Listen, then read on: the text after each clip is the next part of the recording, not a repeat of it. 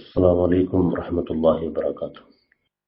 الحمد لله والصلاة والسلام على أشرف رسول الله وعلى آله وأصحابه الفائزين بالله أما بعد.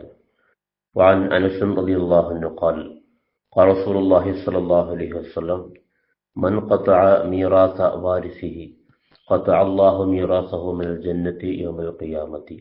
رواه ابن ماجه ورواه البيهقي. സഹാബി പ്രമുഖനായ അനസ് റളിയല്ലാഹു അൻഹു നിവേദനം ചെയ്യുകയാണ്, തിരുനബി സല്ലല്ലാഹു അലൈഹി വസല്ലം അരുളുന്നു, മൻ ഖതഅ മീറാസ വാരിസിഹി, ഒരാൾ തന്റെ അനന്തരാവകാശിക്ക് ലഭിക്കേണ്ട അനന്തര സ്വത്ത് അവൻ മുറിച്ചു കളഞ്ഞാൽ അവർക്ക് ലഭിക്കാതിരിക്കാൻ വേണ്ടി വസിയ്യത്തോ അല്ലെങ്കിൽ മറ്റു നിലക്കുള്ള പ്രവർത്തനങ്ങളോ ചെയ്താൽ, ഖതഅ അല്ലാഹു മീറാസഹു മിനൽ ജന്നത്തി യൗമൽ ഖിയാമ, പരലോകത്ത് സ്വർഗത്തിൽ നിന്ന് അവന് ലഭിക്കേണ്ട അനന്തരാവകാശം അള്ളാഹു മുറിച്ചു കളയും, അവന് സ്വർഗം ലഭിക്കുകയില്ല.